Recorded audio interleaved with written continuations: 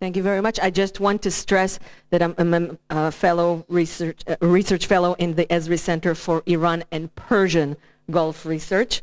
And I even wrote in the name of the conference, Strategic Challenges in Saudi Arabia, Iran, and the Persian Gulf, and I will address the name later in my talk. I was asked to talk about us, the Israeli aspect, and we can't talk about the Israeli aspect without talking about the Syrian aspect, and we can't talk about Syria without talking about Saudi Arabia.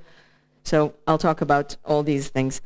The first question that everyone asks me when they hear I'm an expert on Iran, I translate it to Persian, and then I'm translating it back.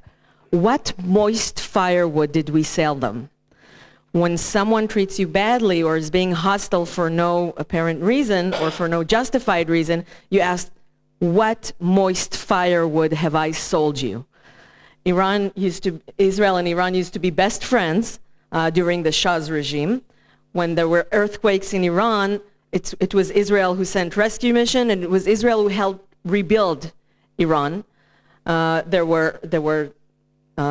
There was trade, there were flights from Tehran to New York through Tel Aviv.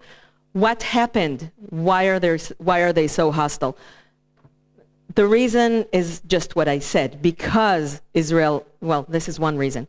Because Israel and Iran were such good friends, such good allies during the Shah's regime, during the revolution, Doron will talk about the revolution more, but one of the things the revolution did, or at least attempted to do, is to change black and white. Iranians tend to see everything in black and white, and then if they changed alliances, good becomes evil and evil becomes good.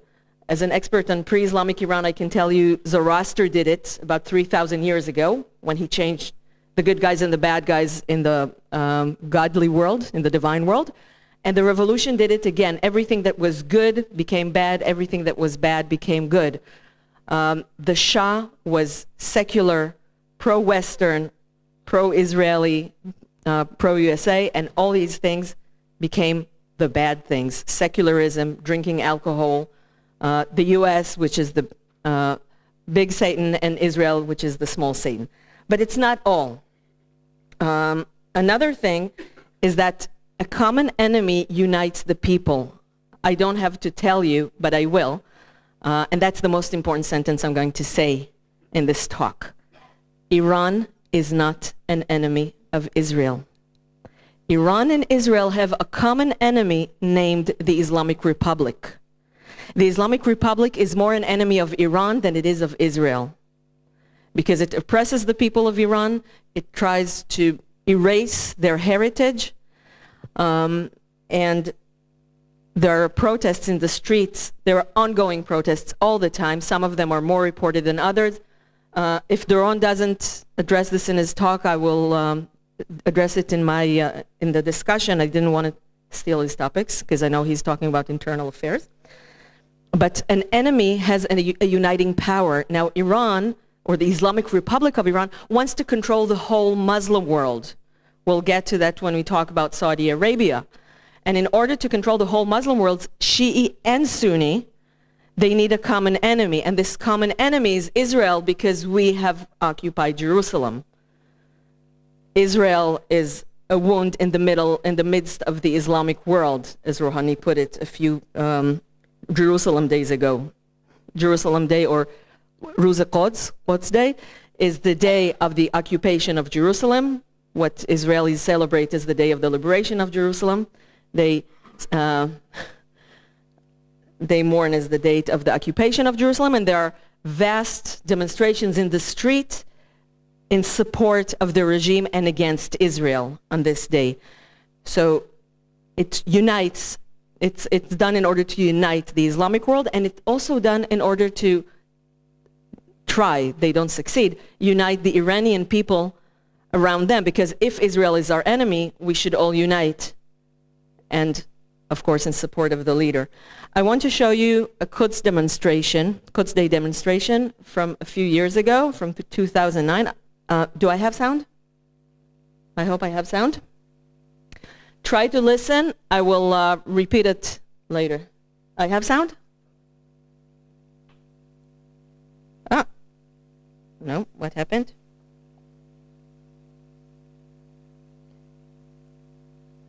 Oh, okay, here.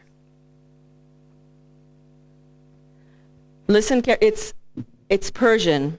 Marg bar is death too. Okay? Listen to what the person on the microphone says, and listen to what the crowd is saying. No? No. Okay, I will have to tell you. It's a 10-second video, cut from a few-minute video. The announcer says, Marg bar Israel, death to Israel. And the crowd answers, Marg bar Rusiye. You can understand that, right? The government is trying to incite the people against Israel. But if you go up to an Iranian and say, I'm from an enemy country, they will say, are you Russian? Are you Saudi? Are you Iraqi? Are you from the Emirates? Israel will be very low on this list because there's a big difference between the government and the people. I don't have enough time to elaborate about the internal diversity of Iran, but I will just say what I'm talking about now is from media, from social media. It's not, I can't have research and see exactly what every Iranian thinks, and we don't have exact statistics about it.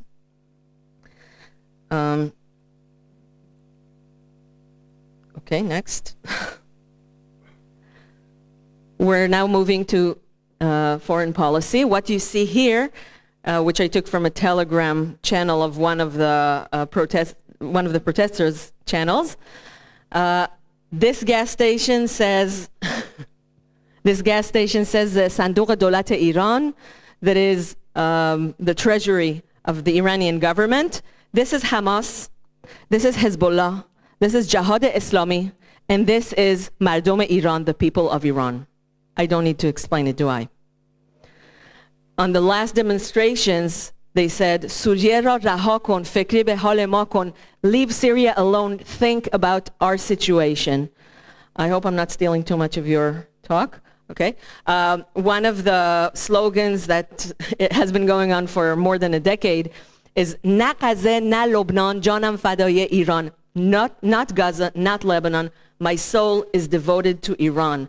When I talk to Iranians, they are very upset. When I talk to Iranians and read Iranians in the social media, they are very upset about the government taking their tax money, taking their natural resources money, and investing it outside the country in wars that are not ours. The war with Israel is not a war of the Iranian people.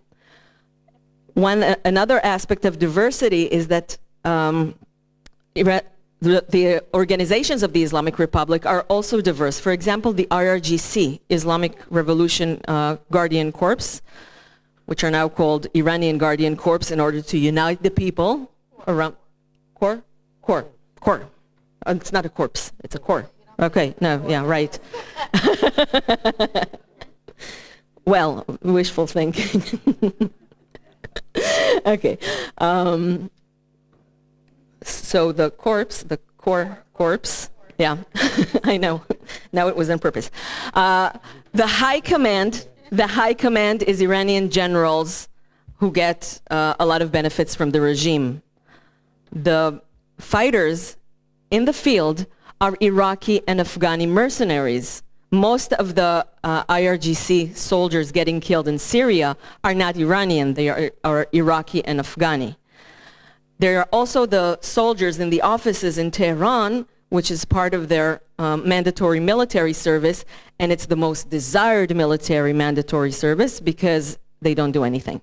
That's what they say. They say it's a sleep and eat military service.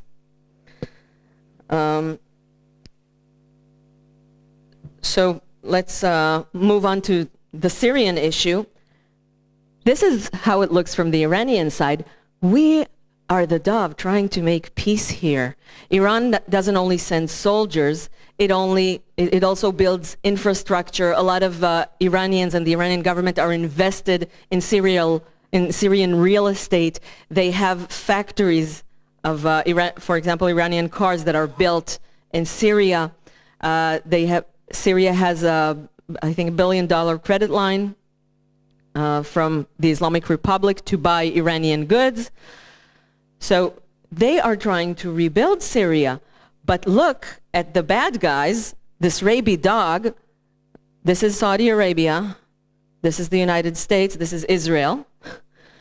The enemies of Syria and of the Islamic Republic and of Iran are this rabid dog that says, "Dast az eshghal Suriye bardar," stop invading Syria, as if they haven't invaded Syria. Actually, the Syrian involvement is part of the Iranian-Saudi conflict. They both want to control the Muslim world. Iran is also supported by Russia. Saudi Arabia has the US on its side. Each side sees the other side as a puppet of the bigger power, but sees itself as, of course, independent and self-willing. The Iranian-Saudi conflict is not only Shiite-Sunni, it's not only being the regional power, it's also the Iranian-Arab conflict. When Iranians say the Arabs ruined our country, they refer to two periods of times. One, the 7th century of the Common Era, when the Arabs invaded Iran and brought Islam to Iran. And the second one, 1979, which Doron will discuss in more details, the Islamic Revolution, which some Iranians called the Second Arab Occupation or the Second Arab Invasion. I just want to turn your attention to the fact that all the science, history, technology, politics, culture, philosophy, and economical treatises, add to that astronomy, math, all the scientific treatises written in Arabic in the Middle Ages were written by Iranians. So Iranians feel superior to Arabs, but on the other hand, they were conquered by Islam. It's a big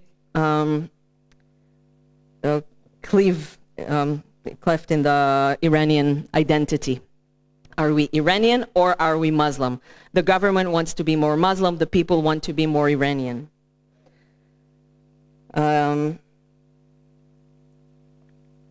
No, not yet. Okay, I did say that. Let's talk about the drone incident from 2 weekends ago. This is how the Iranian social media saw it. A short summary of what happened 2 weeks ago. 4 o'clock in the morning, an Iranian drone invades Israeli airspace and is downed by an Israeli Apache helicopter. Then Israeli F-16s bomb the T9 field inside Syria, where the drone is controlled. Where the drone is controlled from, it was a very exact and complex operation, very well planned, well in advance. Israel was just waiting for something, for some excuse to do it. But what the Iranians saw is that we sent you a drone as a bait and we downed your F-16. So the first reactions were, we downed your F-16. Here it says the intelligence minister of the Zionist regime says, we will teach Iran a lesson it will never forget. First lesson, downing the plane, but I was supposed to teach you a lesson. This is Israel, of course. What?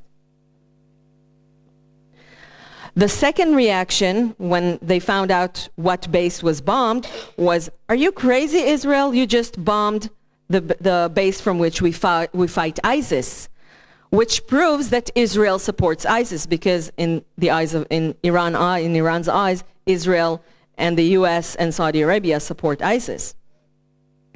So this was another proof. And then at night, in the evening, some reactions started to say they want to drag the region into a war because they want people to forget about the internal protests. They want us to unite around the leader.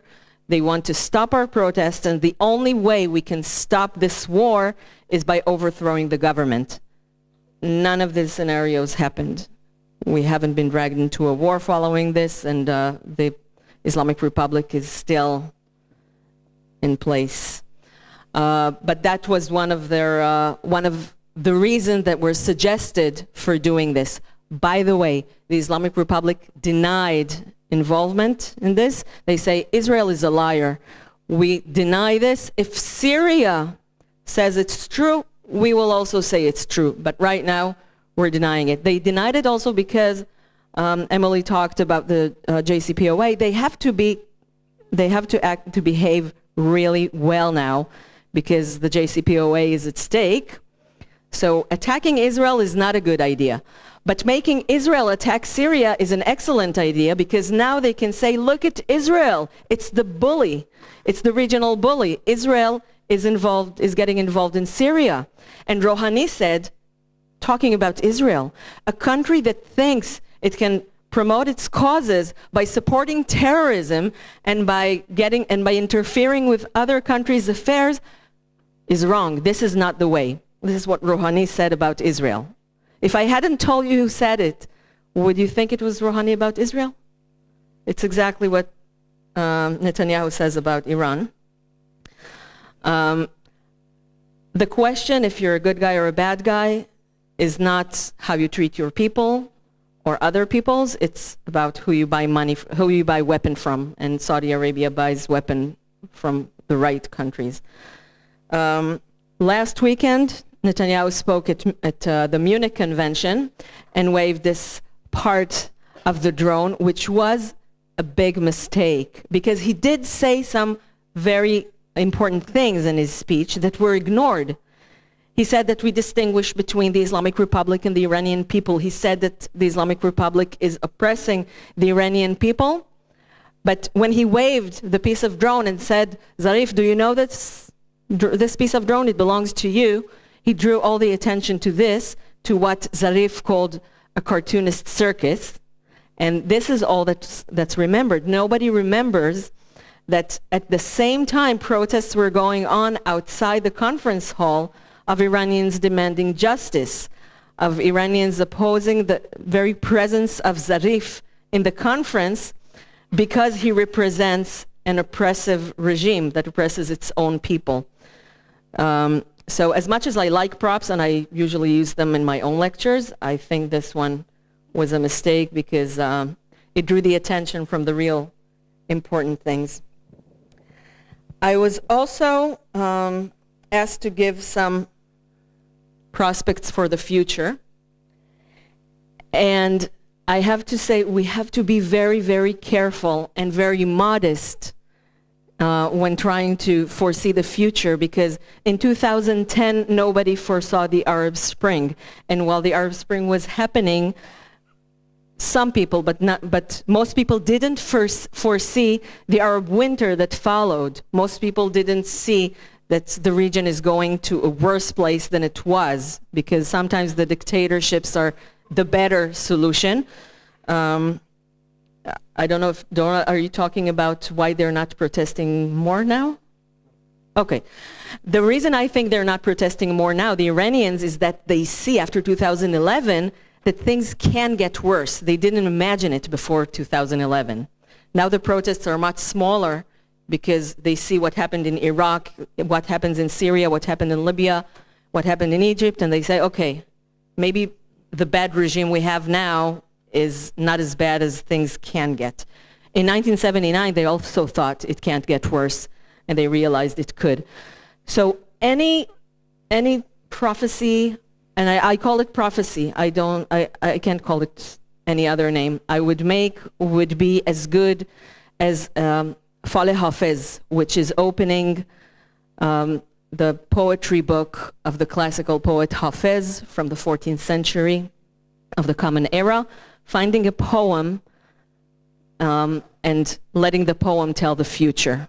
So I did it at home for you. I opened a Faleh Hafez and I found اگر آن ترک شیرازی به دست دارد دل ما را به خال هندویش بخشم سمرقند و بخارا را. If that was Persian. You're not supposed to hear it. If this Shirazi beauty will win our heart, for her or his that's a debate because Persian doesn't have grammatical gender.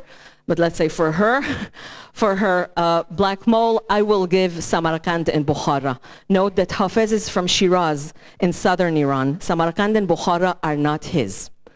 So what the fall tells us is that in order to get what I want, I will give faraway places that don't belong to me. Thank you very much.